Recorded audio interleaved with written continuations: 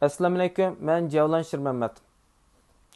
Vatanimizning Il oblastida Qo'rg'os nahiyasi Suydon bozoridan. Men apam uchun guvohlik beraman. Apam 1964-yil 3-oyning 23-kuni Il oblastida Qo'rg'os nahiyasi Suydon bozorida tug'ilgan. Asli Il oblastida Qo'rg'os nahiyasi So'z san'at boshqarish idorasining bir kadri. Hozir bo'lsa Xitoy turmusidagi bir mahbus. Men 2011-yili 12-oyning 20-kuni Turkiyaga o'qish munosabati bilan kelgan.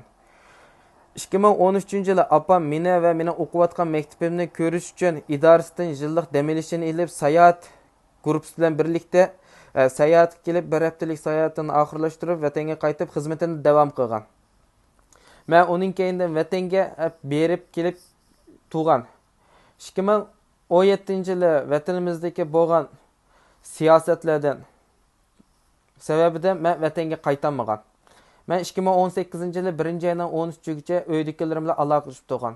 2018-yili 1-oyning 13-dan hozir qadar uydagilarim bilan aloqalashib boqdim. Men uydagilarimga gap qilmasin deb bir mahal ular bilan aloqalashmay turgan. Ki ulardan xabar olmadim.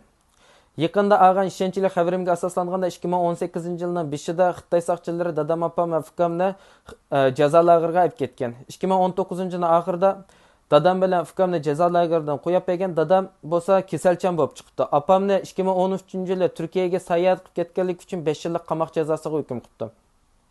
Men bu xabarni olgandan keyin Xitoyning Turkiyadagi konsulxonasiga bordim.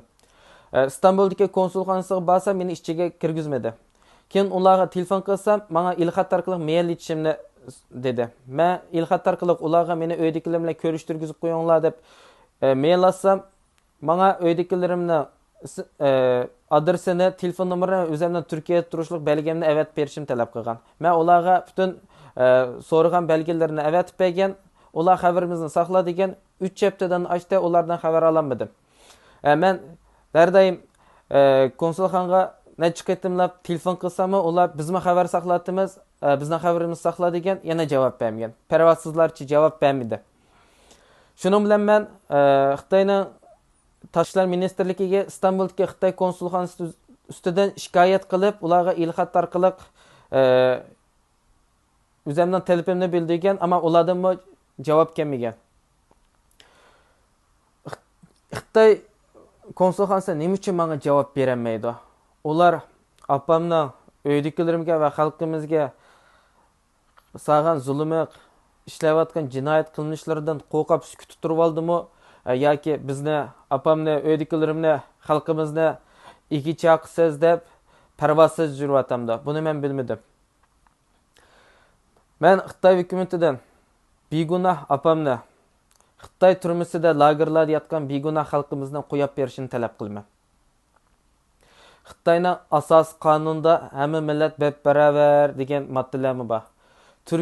Agar Turkiyaga kelish gunoh bo'lgan bo'lsa, har kuni, har yili minglarcha, millionlarcha Xitoylar sayohat kelib ketadi, ishligini keldi, o'qish keldi, ular nimishki jazolamaydi, ular nimishki jazo lageriga qatmaydi.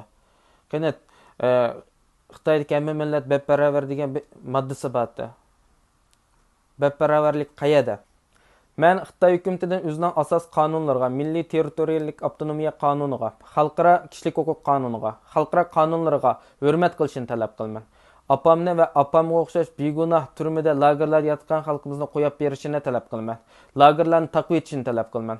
Men xalqaro kishilik huquq tashkilotlarini, Birlashgan Davlatlar Tashkilotini, xalqaro demokratik davlatlarni apamning va apamga o'xshash turmada va lagerlarda yotgan begunoh xalqlarning ovoz olishini talab qilaman va ularning qo'yib berilishi uchun o'z kuchini chiqarishini talab qilaman.